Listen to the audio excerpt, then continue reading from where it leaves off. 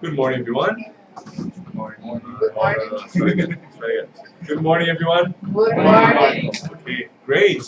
It's so nice to have you all here, and for all of our friends that are connected with us on the internet, hello, welcome. Thank you for joining us. Thank you for everyone that's here today. Um, Today we're going to have a lecture by Marcio, and he's going to be talking to us about Paul's letters.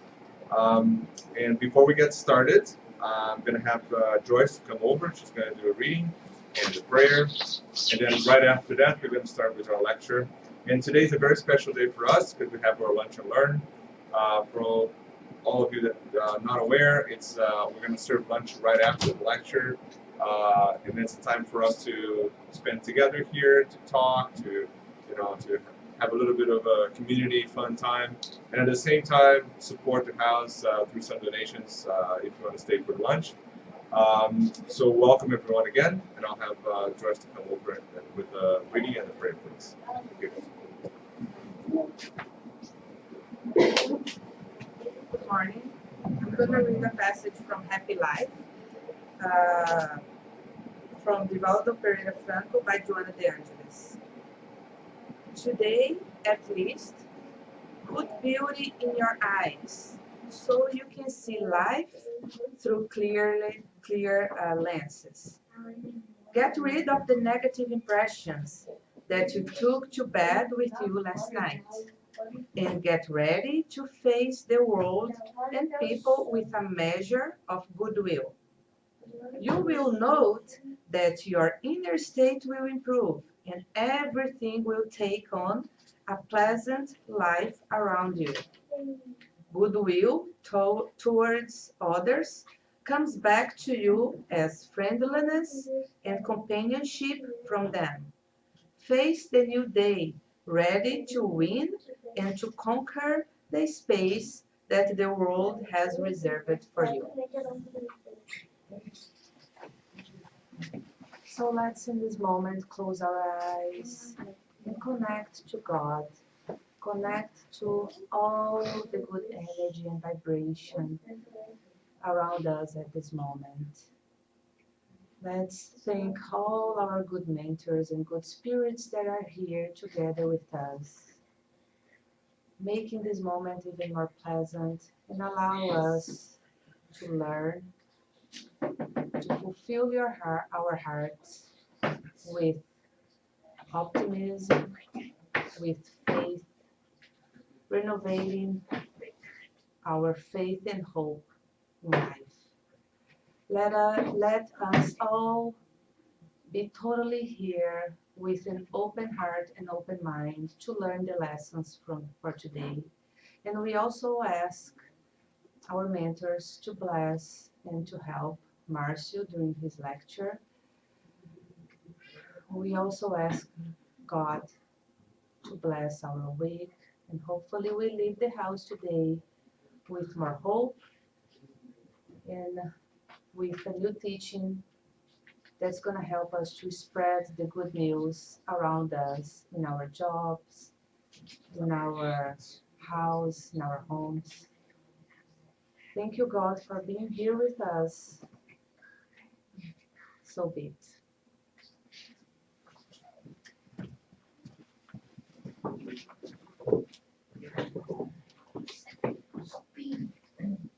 Right.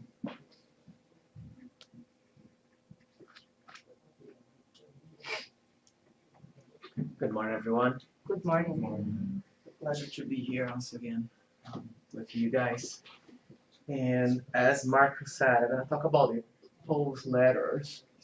If you have ever read the Bible, you're going to see there's a bunch of different letters that is from Paul for different people and different communities. And we're going to talk a little bit about them. And all of that was based, this lecture was based on the book Paul and Stephen that tells the story about Paul as he grew spiritually for his life, starting as Saul and then when he becomes Paul. It's a very, very, very interesting book. Not only, a way to learn more about Paul, but also all the teachings that this book gives to us as spiritists, as people in general. Anyone who read that can take great lessons from it to continue, growing as a spirit. So to talk about the Paul's letters, we need to talk about who Paul was, right? And before we go to his letters, let's discuss a little bit who he was. And um, through the book Paul and Stephen, we learned that before become Paul, he was Saul. So as Saul, he was a very well, as a spirit, he was a very, very intelligent spirit, right? He came to earth and had the opportunity to first study with the Greeks. So he was educated with the Greek people, and he knew a lot about their culture, a lot about their literature. So he was a very well educated man, right? Um, if you think about the Greek culture at that time, it was the most advanced one, right? Similar to Paris was when Kardec was writing uh, all the spiritual books, right? So it was a place where the most advanced teachings would come from.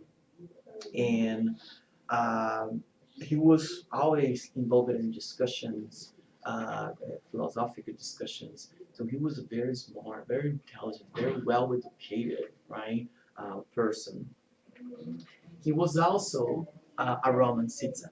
So if you remember at that time, Rome has the biggest empire, right? And because he was son of a Roman, his father was a Roman, and he got that citizenship from him. He was allowed to walk freely in all the empire without any thing blocking him, any border control that we have these days, any wall, right, protecting, allow, avoiding him to go anywhere. So if you recall, Paul has this opportunity to travel in many different places. He took uh, that ability to be in different places with his Roman citizenship to go everywhere.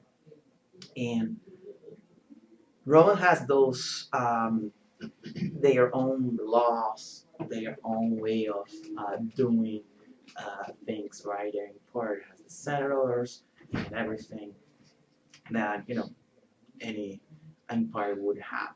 And Saul, he knew very well how to navigate through those things. All the bureaucracy um, that exists at the time there, he would know where to go, who to talk with. So if you read the book, you're gonna see different passages there that he goes and use his knowledge on how things work um, uh, to benefit out of it, to continue spreading the word, right?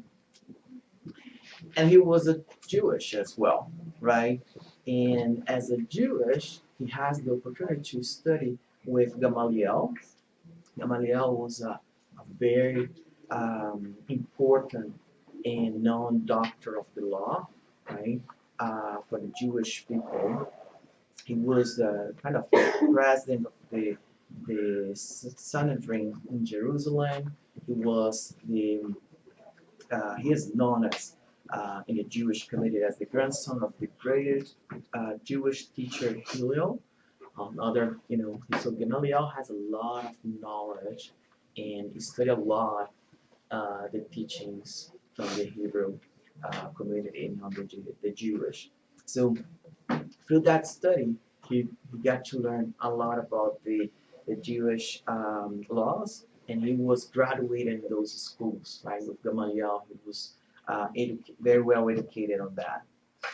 Uh, and the Jewish people at that time, if you think about it, they were kind of unique for their time, right? They were very, um, they follow very strictly their own laws, their own rules, their own Bible, right? It's different from today that we have the state separate from the government, separate from the religions, right? That time it was all one thing, and the Jewish people was very, following very much every single thing that they have. So um, he was very well versed in these three main things. It was at that time, that part of the world that he was born, he knew everything that he should. So he was very intelligent. He was very eloquent when talking. If you again read the book, that is awesome. You're gonna see that how he would, I wouldn't say easily convince, but he used the right words to touch people's heart, to get to the intelligence of those who's very well educated, right? And it's interesting to see when he became a Christian, he trying to go back to his old community and convince them about about the Christian teachings, right? And if you watch recently the movie about Kardec, you can see that Kardec goes back to his old community of scientists and try to do something similar. So it's interesting to see how their lives were somehow similar because they are breaking with something and starting something new. And it wouldn't be different from other people. It's natural in us, right? In everyone. To when we learn something, we go back to our old community and say, hey, look at this, look how great this is. I'm sure uh, many people here in this room will learn about Spiritism, was not born in a Spiritist family, like I am. Was born in a family with different religions, and then when I learn about Spiritism, one of the things I want to do is, hey, look at this. This is awesome, and try to convince from one of the best intentions, but it was awesome for me. So that happened with everyone, and it happened with him. So he was a very intense man in terms of emotion. He put he has kind of passion for what he would be doing, right? So his intelligence plus this intense thing, and his fanatism for the Jewish laws and all the rules bring some problems to solve, right? So one of the things that he started was the persecution of the Christians, right? Saul was one of the first ones to say, let's go and persecute all these Christians that are disturbing and causing troubles for us, right? But it's interesting how God used our mistakes, right, to get something good out of it. It's not that God wants us to make mistakes so He can make good things out of it. No, God would prefer that we do everything right and everything will be good all the time, right? But we are not perfect, right? And we make our mistakes, and then God used that to get something good out of that. And in his case, he take this opportunity to spread Christianism in different places around Jerusalem, right?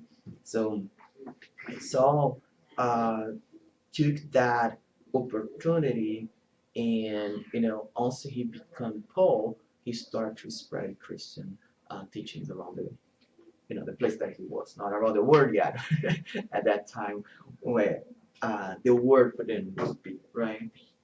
But it's not that Saul would benefit of all of that mistakes, right? So one of the first mistakes that he made and was killing Stephen, right? Stephen, imagine, recent we can say that in the book, even the book Paul and Stephen says that Stephen was the first martyr that was killed as a Christian, right? And Stephen was supposed to be his brother-in-law if he was alive, and he Paul didn't Saul didn't break up with his sister that also disincarnated just after her brother, right? But think about how Stephen and Paul, both Christians, how much they could have accomplished together, right? So it would be a great partner for them, for Paul or Saul to work with. If you think about how the apostles were always organized, right? It was always in pairs. Always they are always in two working together. So Stephen was supposed to be with Saul and help um, Christianity to grow, right? The Jesus teachings to grow, and it was but he was filled by Paul, by Saul, and then but he became kind of mentor of Paul as a disincarnated spirit. If you think about just a comparison, you could say that it's similar to Emmanuel and Sheep, right? They were working together, one disincarnated, the other one incarnated. And that's how it was, right? And then we keep thinking, why so? Um, why he Jesus choose someone so imperfect that was against Christians, right? And the reality is that who's in this planet is perfect? Who among the apostles was perfect, right? None of them. Like none of us here is perfect. So we are all on this path together, and it's not that Jesus choose one or the other to do a certain work. It's there for all of us, and we're gonna talk a little bit more about that. Okay, so Paul's missions was to spread the gospel of Jesus, right? So he in his trips he started to create small Christian communities everywhere he goes, right?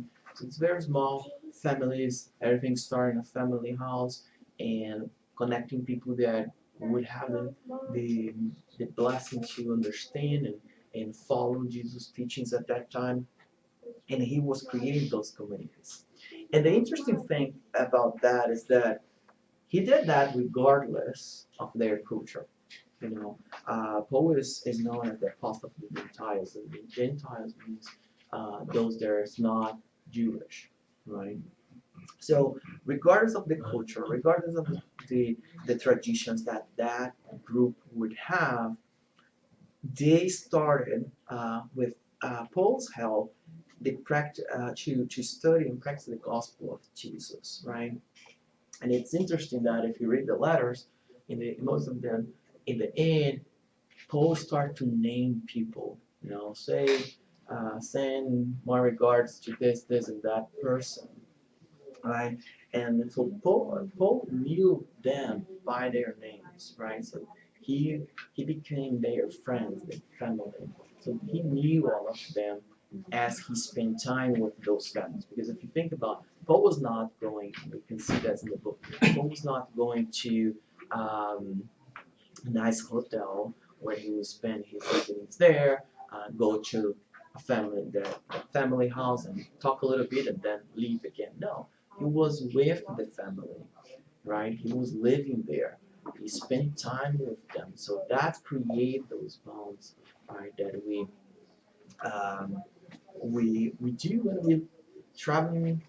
I don't know, when we go if you go visit a family member in another city and you spend 2 weeks with them, 1 week with them, it's different from where when we started there, when we get there and then we leave. We have shared things, right? So you become closer to that people.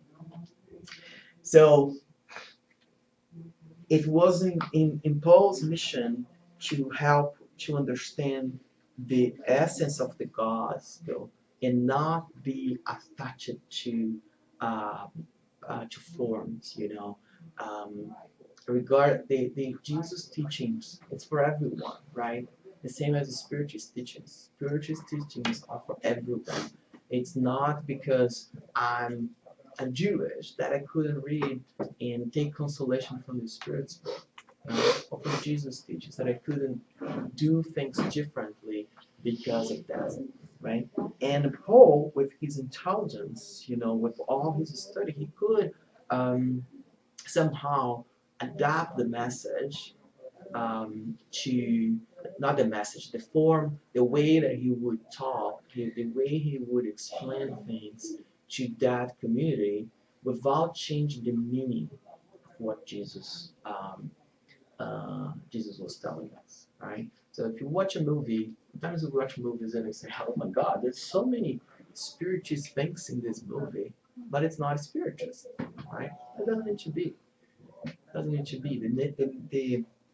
The um, the form, the rituals, whatever the people were doing at that time was less important for Paul. The importance would be that the people start to preaching and acting according to Jesus' teachings. Because Jesus is not telling us, go every Sunday to TSS, Culture Spirit Center. That is the way that you're gonna be a better person, right?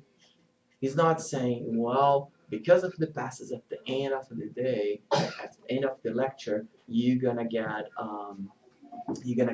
cured or better. You know, these are instruments and ways that help us, but it's not the key message. The message, you know, is when we read a book, we can understand what Jesus is telling us, and we can put that in practice. That's what really really help us, right? It's going beyond just coming here on a Sunday listen to the lecture. It's study further. You know, Am I what I'm saying here is all right? Don't assume that is right. Go and do your own research. Read the book. Take your own conclusions out of it. That's what is important because it's less about the form, and more about the message. Okay, different spirit centers will have different ways of um, giving the message, right? We do lectures and studies. Others may do, I don't know, movies, and that's fine. It's all fine. What is important is that the message is correctly spread, right? So going to the book and talking a little bit about the letters. I'm not going through all the letters, what they are talking about, etc. I want to talk a little bit what Paul and Stephen both brings to us on how those letters started, right? And what has happened is that Paul had founded all many different churches, right, or communities that he was studying, and he was receiving requests and um, problems from everywhere, right? And that requires his attention. That was, he would like to go and be in every single place, right?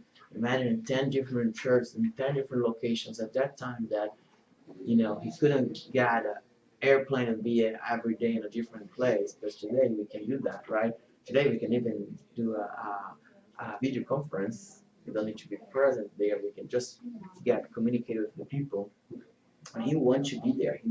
He has this commitment of um, to maintain those communities.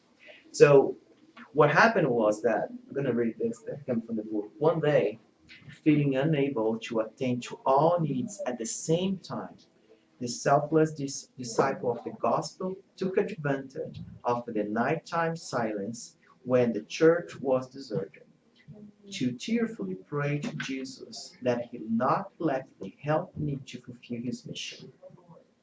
So he was there trying to fulfill what he was supposed to do, and he was kind of in despair, feeling that, how I'm going to be in all these places at the same time, right?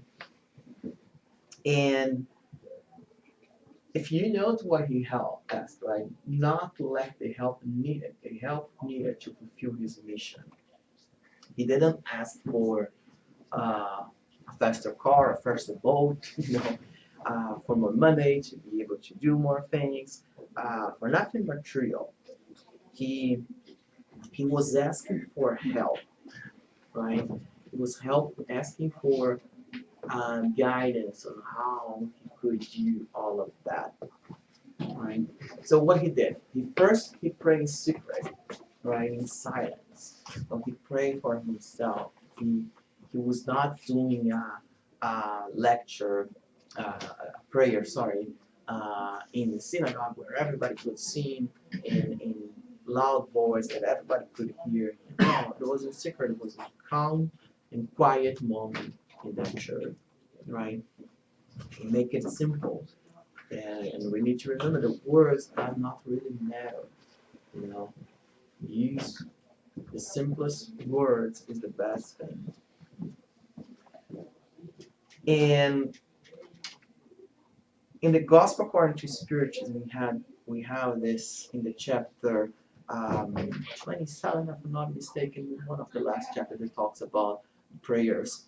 It says, God did not grant reason intelligence for man not to use them, willpower for him not to desire things, nor active for him to remain inactive. So Paul could ask for more resources, more material things. Yes, he could. We all can, right? There's no problem, you know. But God give us intelligence, right? God want us to go and find a way, not just wait everything to be given to us. And in the same chapter, it says, "What God will conceive if we direct ourselves to Him with confidence, courage, patience, and resignation." That's what we should be asking for, right? To have patience as we go through our struggle, to have the courage to do the act, to take the actions that we have to, you know. Sometimes to get out of a problem, we may need to do some things that we may not like, you know. And resignation, you know, believe that whatever is going on, all that pain is for our own good, right? It's hard to believe, but those pain moments are good for us, are very good for us. And that's what in the Gospel according to Spiritism, if you read that the uh, core of it, you're gonna find a lot of consolation, but find answers for many of our problems that we have, right? And then in the same, and continue the same paragraph, it says, what he will also concede are the means of resolving situations with the help of ideas suggested to us by good spirits at God's instigation, whereby we retain the merit for the decisions taken. So, yes, God will send his messengers to help us. God will give us the inspiration that we need to make the right decisions. But it's in us to take the action. At the end, it is our decision to follow that path or not. So uh, I'm sure most of you or everybody here have some of those cartoons with the devil and the angel one inside. But that's happening all the time. So two different spirits, one telling us, do this, go this way. The other spirit, no, go this way. Right? But it's in us. It's our decision where we want to go. At the end, it's our decision um, to do to go the right or the left. Okay. So what happened next was that he was praying and Jesus came to him. And here's the part that tells that. When he finished the prayer, he felt enveloped in a soft light. He had the clear impression that he was being visited by the Lord on his knees and experienced inexpressible emotion. He heard a serene and love admonition. Fear not, said the voice. Continue teaching the truth and do not be silent. for I am with you. So first he says, fear not. Don't be afraid. Go ahead, have the courage, right? Keep doing what you need to do, and everything will be fine, right? And Jesus was with him. The same way that Jesus is with each one of us. You know, um, the first thing that we need to consider is that we're not here on vacation. you know, there is a reason for being here. We're not here just enjoying life. We are here as a work of Jesus, as a work of God, to make this planet a better place, to make each one of us a better big spirit, right? So the moment that we accept that condition of work of Jesus, we will have the strength and we're gonna feel Jesus closer to us, right? And we shouldn't be afraid. We shouldn't be afraid of the work that we're supposed to do. In recent times we tend to think that that work is something big and great, like Chico, like Allan Kardec, like Mother Teresa. And the reality is that sometimes this is in our home. No, I should say most of the time it is in our home. It starts there, right? The people around us. That's our mission. That's where we should start with, right? Don't think that we need to do great things, uh, great things, big things around the world. No, let's start at home. Is our home peaceful? Is everybody there feeling in peace, love it, etc. Right? And then when we accept that a condition of work of Jesus, we can start to listen to the good spirit, you know. And they come and they call us every day, right? Um, every day, if we start noticing what's around us, what is around us, we're gonna see the opportunities. And each person will have different opportunities in life. Like someone passing by in a bad mood, sometimes just a smile to that person changed that person's day, right? And we hear that stories all the time. I don't need to tell you any specific things. You guys know what I'm talking about. So we need to start to be open to that and start to see those things, right? And it's important that we learn to read that signs not the way that we want things to be. We need to start learning how can we understand those signs and the way that what God did for us, right? In the Gospel according to Spiritist, there is this paragraph that says, God helps all those who help themselves according to the maxim. Help yourself, and the heavens will come to your aid. But he does not help those who, without using their own faculties, wait for outside assistance. Nevertheless, in most cases, what men desire is to be helped by miracles, without using any effort of his own. So, help has been saying all the time, right? The thing is, how much we are putting some effort on that. How much effort are we taking to transform our own lives? Because now we talk about helping this planet to be better. Let's talk about ourselves. Right? Starting with ourselves is what we need to, right? If everybody start doing our own work on being a better spirit, soon this planet will be better. We all need to do things to the entire planet, right? So it's there. The help is there, and we are getting it all the time. But we need to do our part as well. Okay? We should not expect anything miraculous to happen. And that was applicable for him as well, right? And then it continues saying, the apostle gave away to the tears falling from his heart, that love and care from Jesus, that exhortation in answer to his appeal, enter his soul in caressing waves. So that moment, he started to calm down. That's one important thing for us as well. When we feel despair, when we start to see, you know, I should say, when we stop seeing the light at the end of the tunnel, we should stop and calm ourselves down, right? Something that could be music, a calm music to calm us down. I reading books like this, right? Happy Life can give us a message.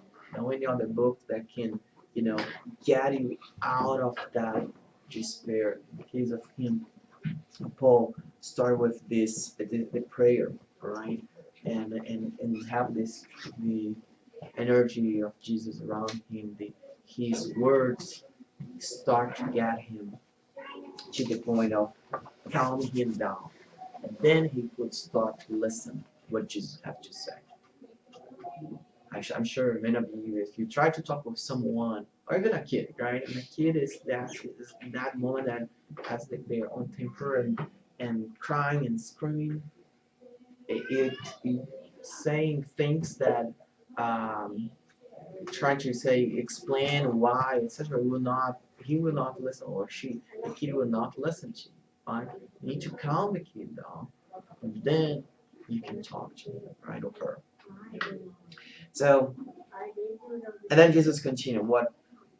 So that was enough to the entire voice to continue. Do not torment yourself with the needs of this invasion. Of course, you cannot help everybody personally at the same time, but it's possible to help them simultaneously through the powers of the Spirit. So here is a message that is not only for Paul, right? It's for all of us, you know. And I feel like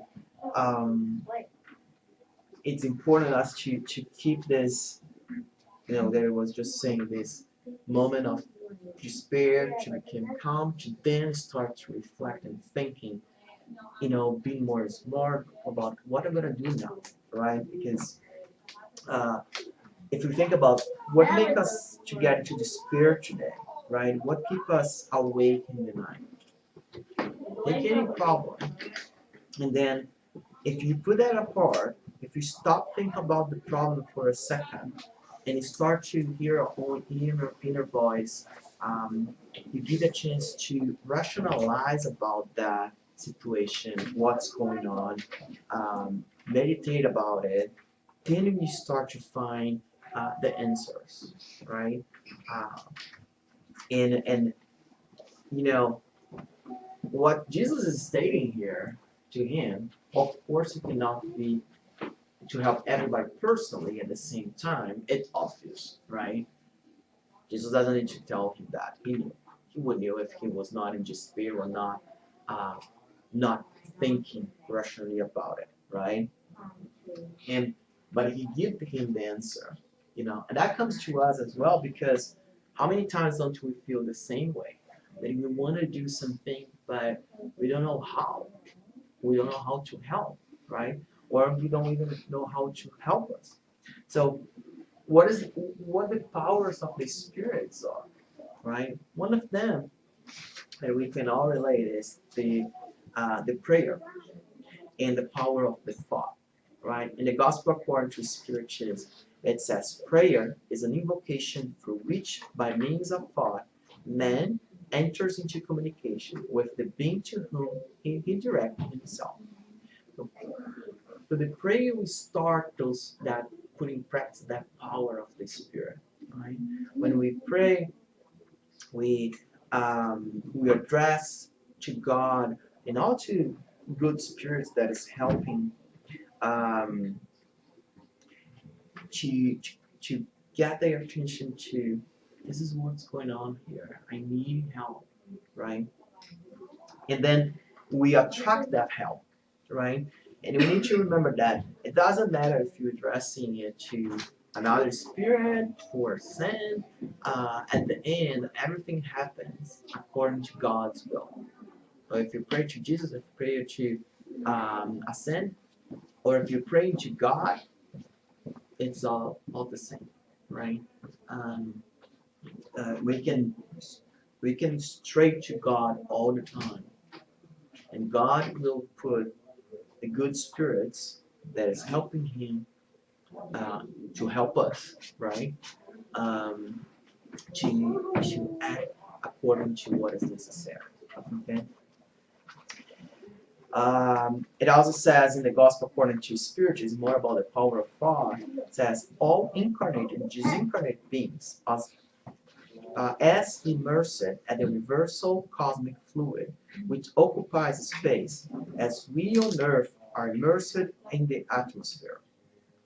This fluid receives an impulse from willpower, which is the vehicle of thought, just as air is the vehicle for sound, with the difference that the vibrations of air are circumscribed, whereas those of universal cosmic fluid extend infinitely.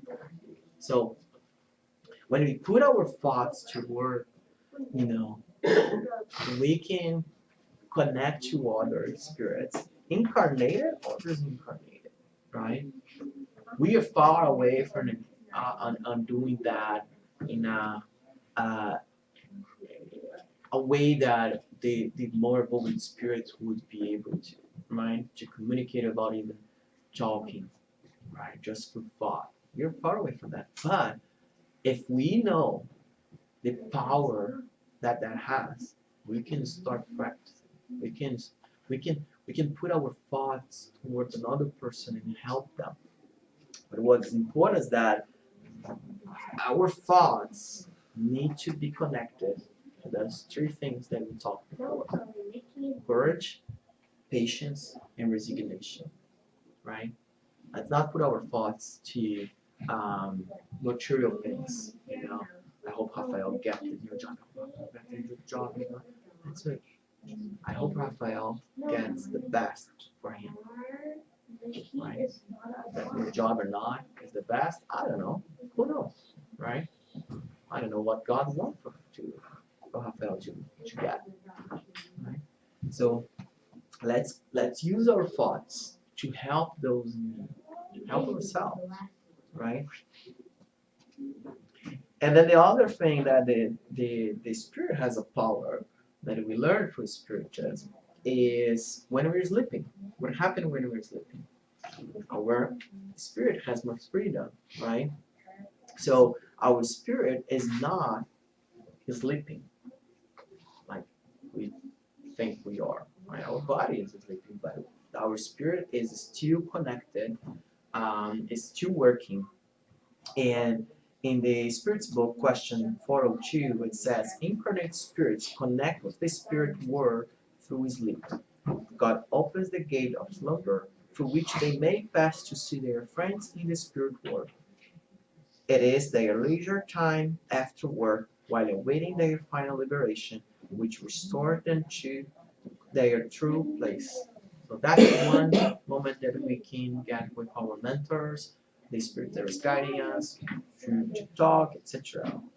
But it also says in question 406 that um, um, what the dreams are our is our always a reality, and how do you know if it's something of our imagination or not?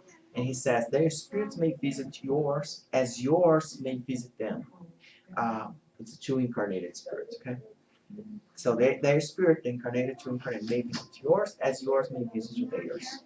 And you do not always know what they may be thinking. Besides, in dreams, you often apply to individuals who you know, and according to your own desires, what took place or is taking place in other existence. So that's another way from spirit incarnate spirit to another incarnated spirit.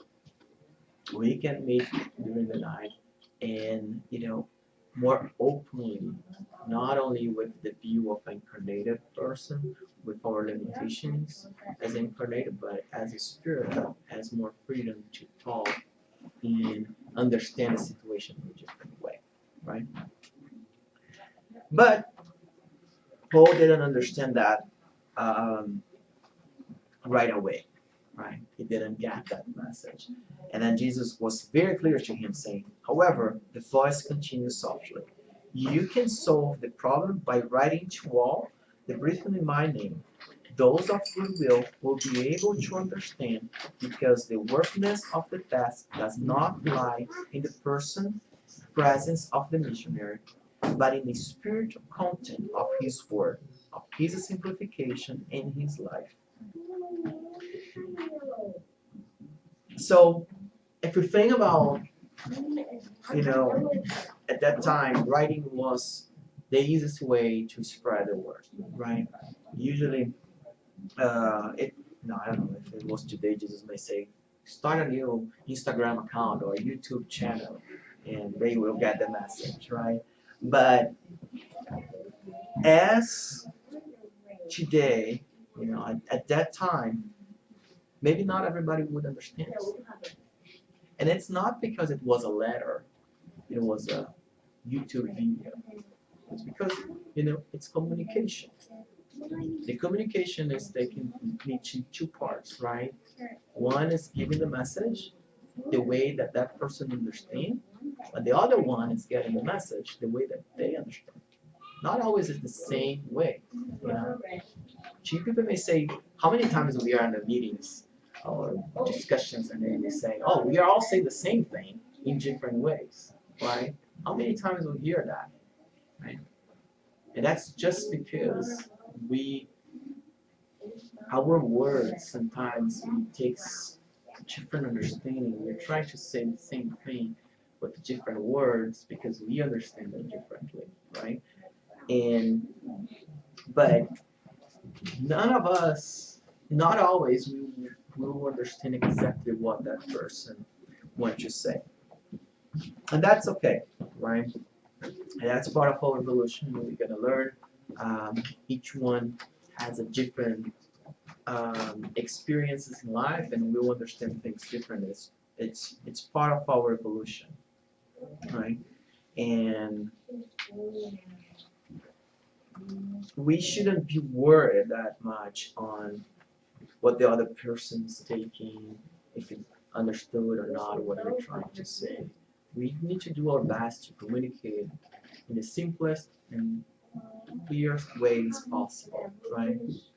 Because at the end, if someone has something in their mind that's so crystallized, it will take more than one letter, one YouTube video, one picture on Instagram for the person to realize and change, right? Maybe as a in-person conversation would change anything. It would not be any different from the letters. Okay? And what Jesus did was, from now on, Stephen will remain closer to you to transmit my thoughts to you, and the work of the evangelization will be enabled to expand on behalf of the sufferers and the need of the world.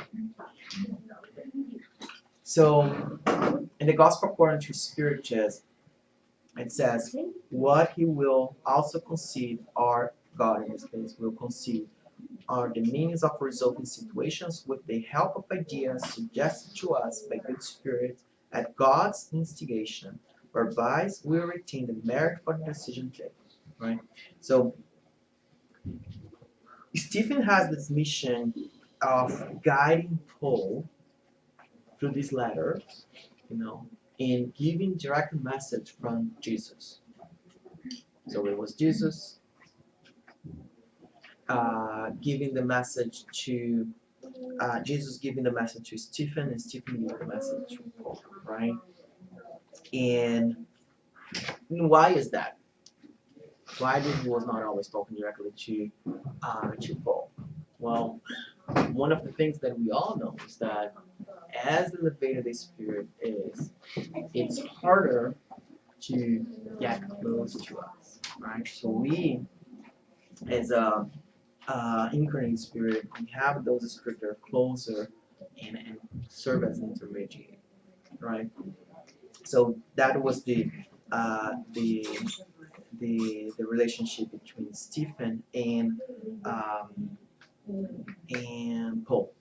And in my mind, it's become very similar. If you can do analogy, is what Emmanuel and Chico has, right?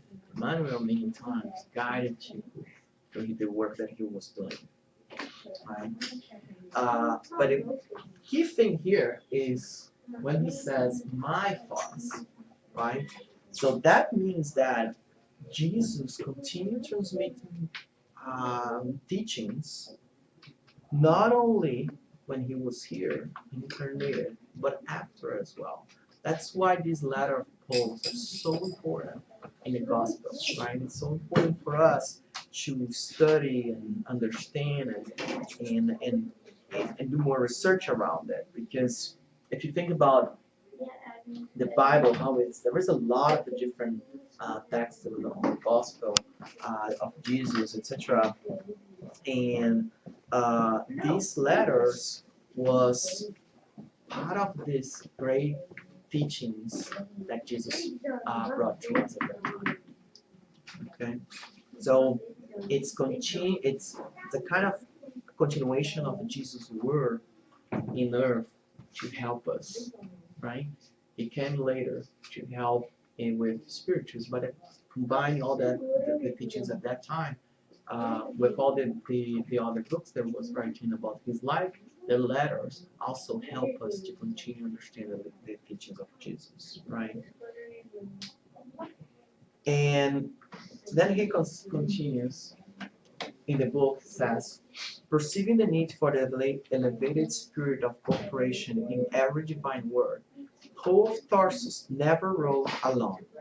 He sought in these moments to surround himself with the most worthy companions, to hear their inspirations, aware of the fact that when unable to find in his own emotional tones the aptitude to transmit the Lord's wishes precisely, any messenger of Jesus couldn't find in his friends an adequate instrument.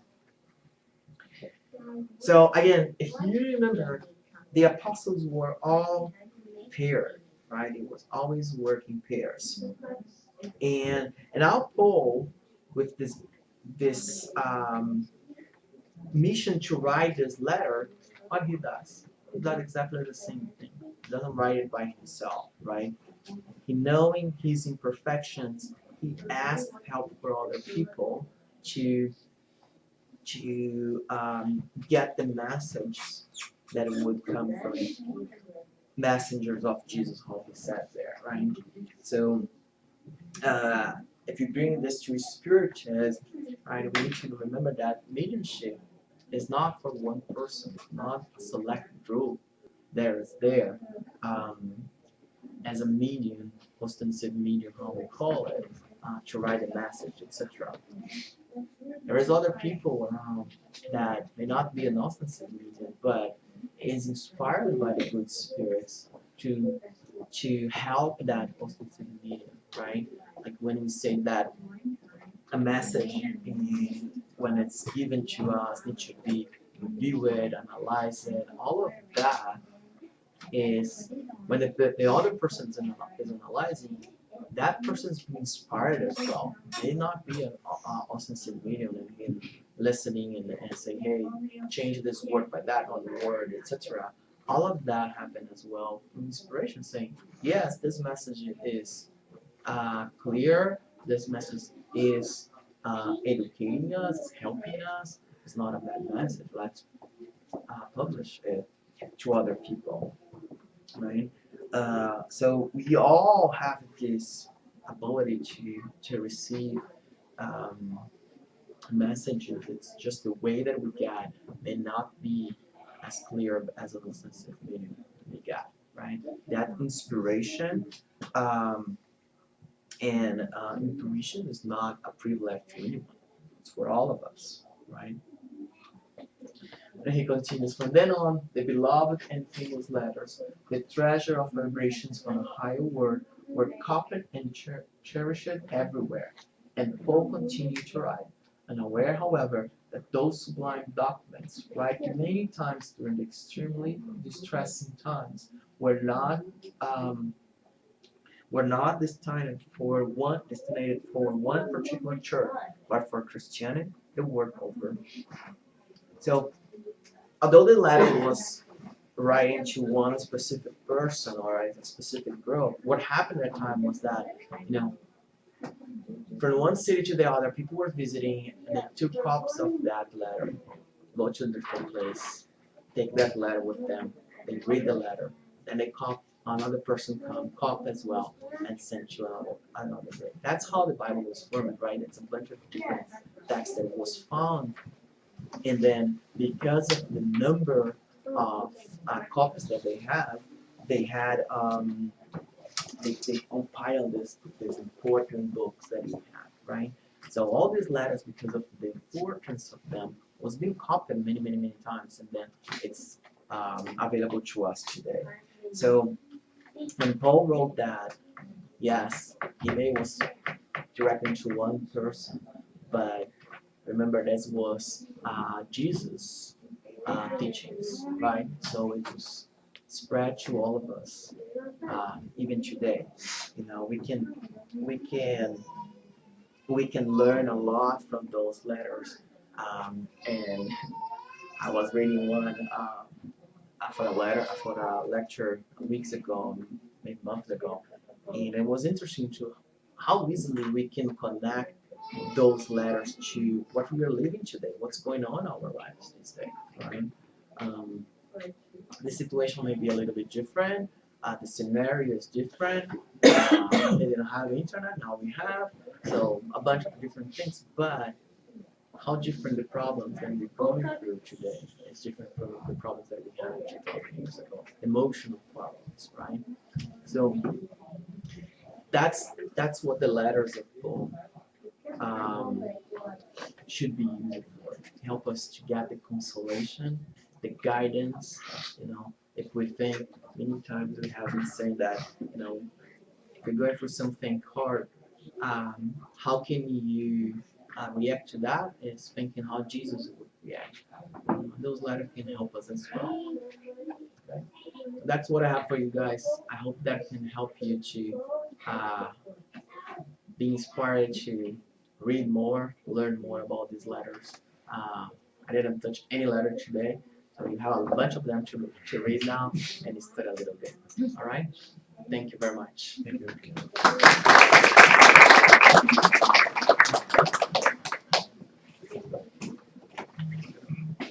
All right, thank you, Marcio, for the lecture.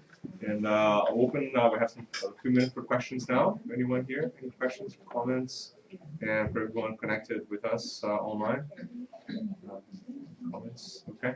So I do Everybody's have, hungry. I know everybody else. So I guess we're gonna thank you, Marcio, for this amazing lecture talking about Paul. We're gonna now get started to have our passes, right? We're gonna have our passes before we get to eat. Right? I guess that's not the plan. So.